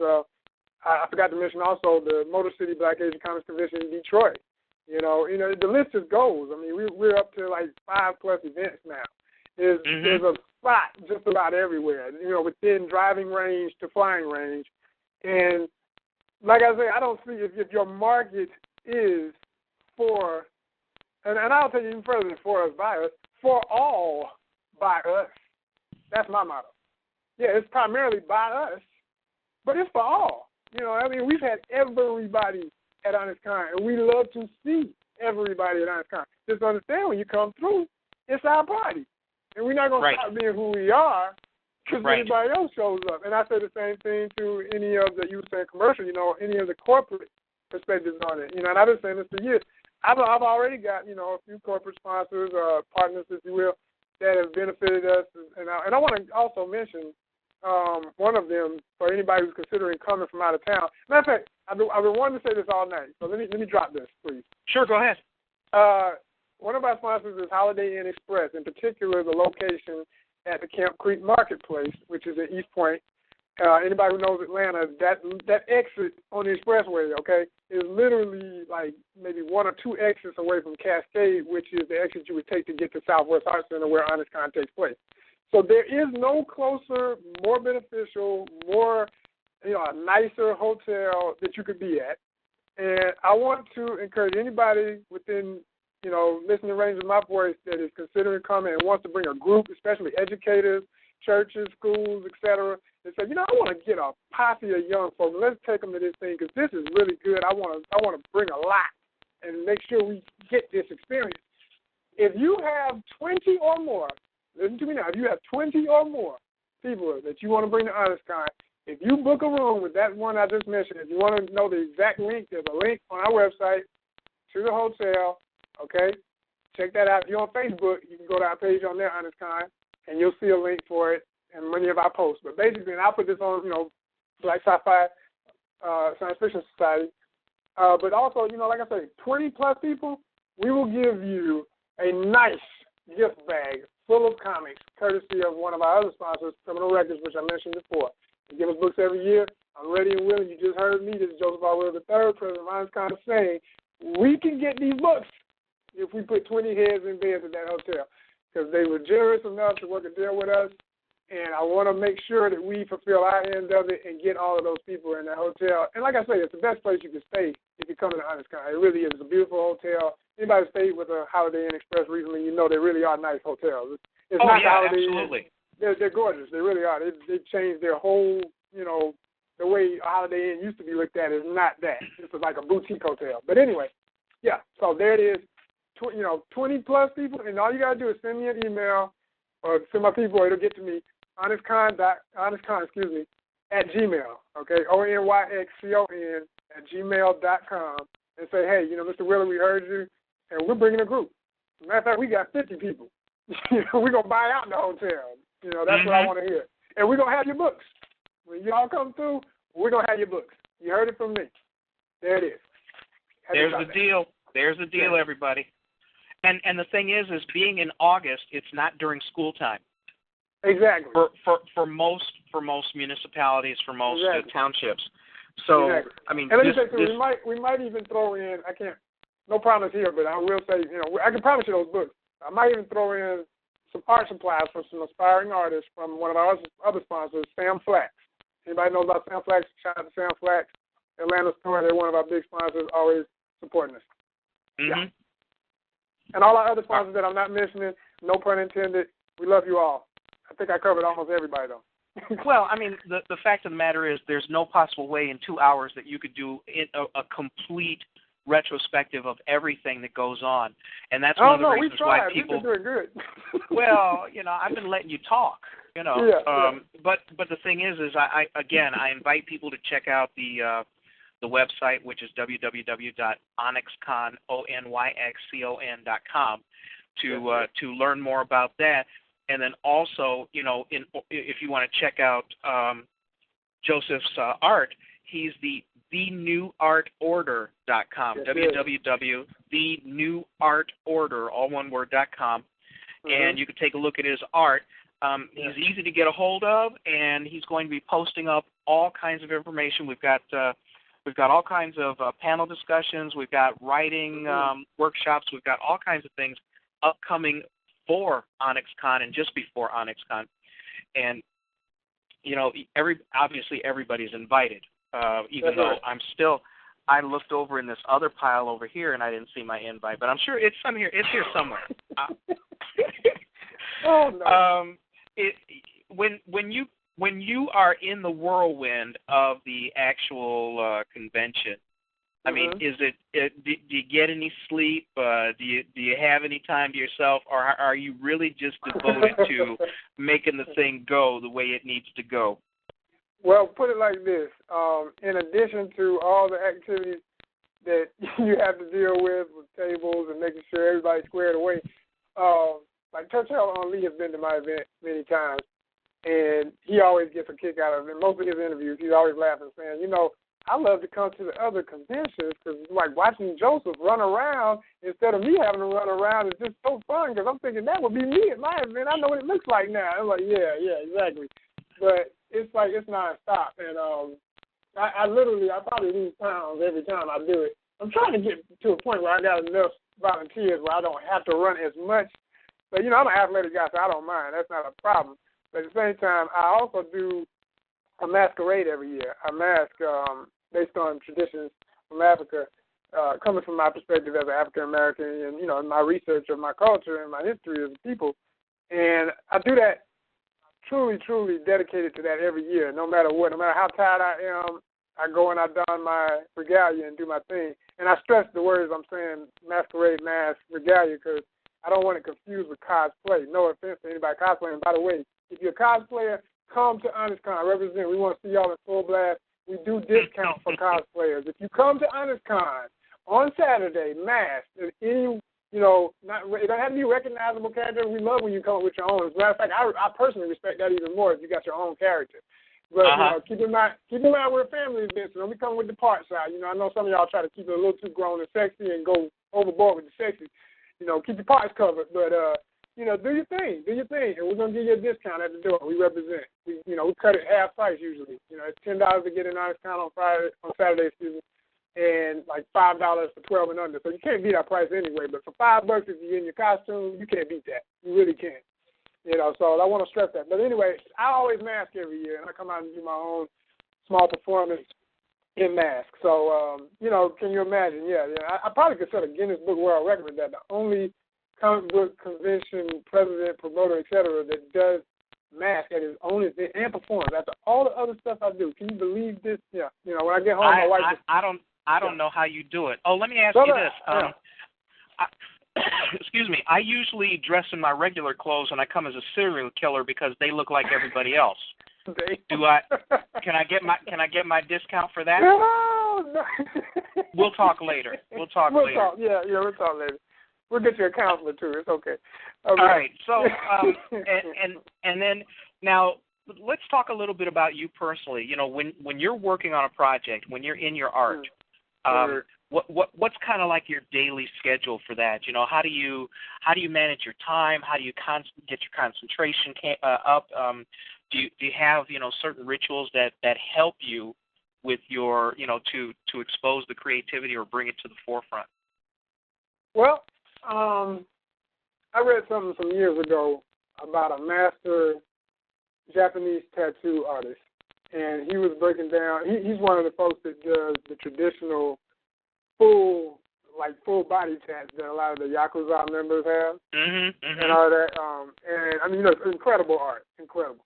And it's some of the best tattoo work in the world. But basically, I was reading this article about him talking about his regimen, how he wakes up, what he eats for breakfast, how he goes on a walk, how he does. And I thought to myself, one day I'm going to be this good at it, because I'm nowhere near that completely organized about it. But I do, like as I mentioned before, I have a strong relationship with nature. I mean, that in the sense, as close as I get to a religion, so to speak. So, I do my thing, going out in nature, and that gets me balanced. And I grew up in all of that, so that's just natural to do that.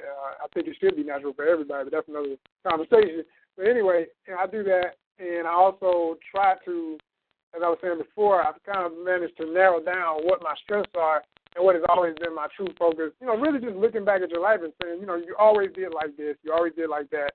This thing I'm struggling with, why? Okay, it's probably because you're trying to be like that artist you love or that other artist you love, but you're not them, you're you. But when you do you to the best, you're just amazing. So just do that. You know what I mean? So, sure. Like I say, this artist I was talking about earlier, the tattoo artist, he was an elder. I mean, I don't even know how old he would be now. I would guess he's probably in his 80s or 90s now. But I'm saying, looking at his regimen and stuff, I'm saying that's the kind of artist I've tried more and more to be. And I'm getting a little better at it. And every year with ONYXCON, I've gotten better at managing it, not letting it completely take over. I mean, there was a time where, every other word out my mouth was ONYXCON. My wife had to help me with that, and I'm so glad she did. So I'm probably sounding crazy as hell, it happens because you love it. It's like it becomes its own entity, and then, all the problems that come with it. But then when you get past the problems and you have the successes, it boosts you up all over again. So I've just learned to balance between the two, and to mention, to tell you what I'm working on right now, and I made this public, so I want to encourage people to go and like this on Facebook. But I have something I'm calling the UAC UNC project, and UNC is the symbol, the ancient Kemetic Egyptian symbol. Right. So it's spelled UAC-ANKH, and I added the H because I was spelling it without the H for a while, but that's more typical, so people would recognize what it is. But anyway, what it is an ode to the history of blacks on Star Trek. I'm talking the movies, I'm talking the TV show, I'm talking everything. I mean, probably the only thing I didn't cover was getting into who did voice work on the cartoons. But this includes all of the variants of the Star Trek shows, Deep Space Nine, Voyager, yes, all of those. Absolutely. Yes. Yes. Okay. All the official variants. Yes. Mm-hmm. The whole Trek. The whole Trek universe. Trek universe, and I literally have. I want to say this too. And if anybody has more factual data that can challenge this, I'm more than welcoming, because I've come to this conclusion that as far as a mainstream, world-renowned franchise, science fiction, space odyssey franchise, there is, you could almost say science fiction, period, and in my opinion, from what I've done in research, I don't think there's ever been anything that is higher anyway. We won't get into representation and whether it was always positive or negative, because it has issues like any other property. But right. I am a fan now, and it's quite funny. I call myself now like a born again Trekker, because I'm more of a. I was born into Star Wars. That's just natural for me, for my age. I was born in '75. What can I do? I'm gonna love that forever. Got to. But right. I learned to appreciate Star Trek even more. Starting, especially this year, I've been growing this attitude of love towards it. I always liked the movie. I was one of those people who always liked the movies, didn't really watch the show. Every now and then watch the show. And of course, watching when I was a kid and loved seeing Uhura, Michelle Nichols, and that always meant a lot to me. And it had the little boyhood crush and all that good stuff. But as I got older, and most recently when I found out that Dr. King, for those who are not aware of this, Martin Luther King Jr. was a Trekker. He loved Trek. He loved Star Trek. And he actually met Michelle Nichols at an NAACP function. It's in her autobiography if you haven't read this. You can look it up on YouTube and see about 3 or 4 videos. I know the story. I know the story very well. So you know what's up. Yeah, you know what's up. But basically, if it were not for Dr. King telling her how important she was on the show and to the world, representing that intelligent black woman character, she was going to leave the show because she had gotten fed up with the racism she was enduring behind the scenes. So the long story short of it is, Michelle Nichols is like the queen mother to me of black science fiction characterization on film and television for the impact of that character, And seeing that Dr. King, being from Atlanta, and seeing that Dr. King, as much as Dr. King, Dr. King is loved by the world, but when you're born in Atlanta, when you're from Atlanta, Dr. King is like, the prophet. You feel, he is anyway, but I'm saying he is even more than you. You grow up in a real, true, enduring respect for this man and his legacy and his family, et cetera. So finding out that Dr. King was a Trekker, that meant a lot to me, especially being, what I do and knowing that. Well, he had quite the perspective, and the part that, I feel sorry for Nichelle Nichols is because when you have Dr. King telling you have to stay on your job. Yeah, you gonna stay. How are you gonna tell him no? I want to quit. But he was right. He was right. Yeah. It was so important because otherwise the only people you saw black on Star Trek were guys in red uniforms who were dead before the first commercial. Right. All of that. Yeah. Exactly. So this is my old man. I got like about 50 plus faces. This has literally been. I've always done portraiture, but this has been probably the most challenging portrait-based project I've ever done to date, and I'm extremely proud of it. It's coming around. I'm still working on it, but it's going to be a very large. What's up? And it's a true labor of love. Yeah, it's a true labor of love. It really is, and I want to encourage everybody to be sure you're at the August 16th opening of the official ONYXCON art show, because that's where it's going to debut. Along with the art, it's a group show, and it's going to be a plethora of amazing artists. M. Stephen Harris, I mentioned before, will be in the show. Dawood Anyabwile is expected to be in the show. We have Nicole Smith, Keith Cross. Shout out Keith. I don't know if he's listening, but he's gonna love that. And we got a whole lot of up and coming artists, a whole lot of folks that have been a part of ONYXCON since the beginning. Are going to be in this show. It's going to be absolutely amazing. I cannot stress that enough. All our shows are always the bomb. Just straight up. The art show is always off the chain. So all right, well, let's do this. Let's try to get you back before things get completely nuts before it starts, and we'll try to get you back on the show. And I want to thank you for being here. Normally I have Jarvis come on and say something, but he actually hung up, or his phone hung up. I want to tell everybody they've been listening to the Genesis Science Fiction Radio program, a service of the BlackScienceFictionSociety.com. We have been regaled by Joseph R. Wheeler III, graphic artists, and really the brain trust behind ONYXCON, which is in August in Atlanta, Georgia. And he's going to be posting up as much information about it as possible, both on the events calendar and blogging about the activities, the notables, the schedule, panel discussions, and everything else. So we're coming up to the end of the show here. I do want to thank you. Do you have any last words here, Joseph? I just want to thank you. I want to thank Black Science Fiction Society for having me. Thank Brother Jarvis. Thank everybody involved with making this possible. Thank you all for being another part of that very important word I keep mentioning, infrastructure, because we are that. We are. Yes, we are. All right, and again, everybody, we're here every Friday at 9 Eastern. You can run the clock back for the other time zones. And tell your friends about the show, and for shows that they have missed, remind them that the podcast of all the shows that we've put on are available for listening. And he is here. Why don't you take us out of here, Jarvis? Let us know, let the people know what you got to say, and we're going to call it a night after that. Well, I'm going to have to keep it short because I'm in the end of a class. All I have to say is love and Hagrid. Peace. All right, man.